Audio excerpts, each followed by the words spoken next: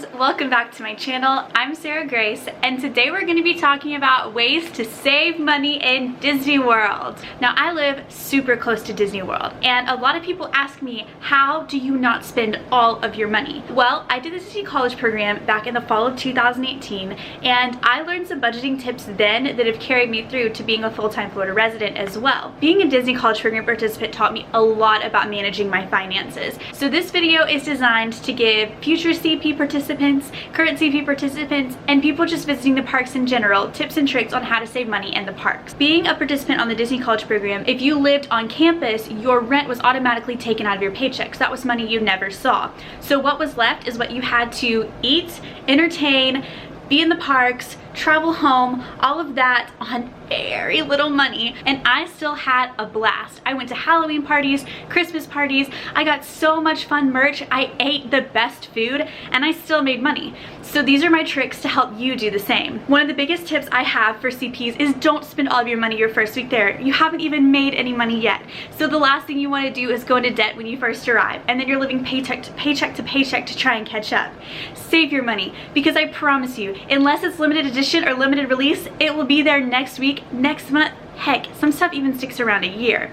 But my best advice is do not spend all of your money up front. You have 4 up to 8 months of being here, and there's going to be so much cool stuff that comes out over the course of your program. You don't want to blow it all in the first week. The next is merchandise. Now, I am a Disney merch fanatic. I love t-shirts, I love zippers, I am a sucker for anything with Mickey Mouse on it. One of my rules of thumb that I had is I didn't buy anything unless I saw it and loved it 3 times. Unless I was like head over heels, could not imagine my life without it. And I'll give you a hint, there was little in the parks that I was absolutely gonna die if I didn't have. And that saved me from overbuying, because I guarantee you, all of this merchandise you buy when you're on your college program, you are not gonna use it every single day when you go back home. And you don't need everything you see in the parks. There were a couple of times that there were items that I saw and I loved it the first 2 times, and by the time I saw it the 3rd time, I was like, I don't need this.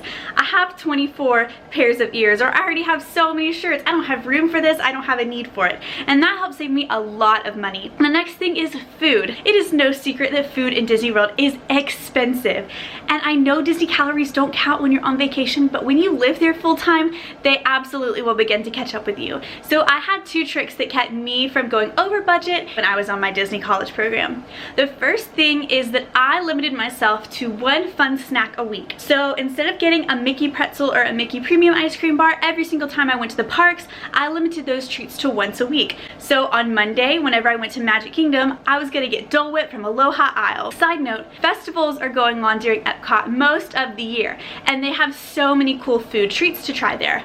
One of the things I recommend is keeping track of your handy dandy festival guide. This is mine from Flower and Garden, and I star or make a check mark next to items that I really want to try, so I can stretch them out throughout the entire festival, making sure that I don't spend too much up front. Another thing is that I ate kids meals. Most quick service restaurants will allow you to mobile order and get a kids meal. You will save $5 to $7 each meal, and you get 2 sides with your order. That can be French fries, apples, applesauce, yogurt, so many fun things that you don't get on the adult side. As an adult, your entree is more expensive and you have to pay for each additional side. Now, the portion sizes are a little bit smaller, I'll give you that. However, at the end of the day, you're gonna save so much money. Another thing that is like kind of a given, most people know this, bring your own snacks to the parks. Also, I found that investing in a souvenir popcorn holder was an investment that I made up front, and I saw a huge return. I think popcorn is such a great snack. It's not the worst thing you can eat. It's not super healthy, but it's not the most unhealthy thing.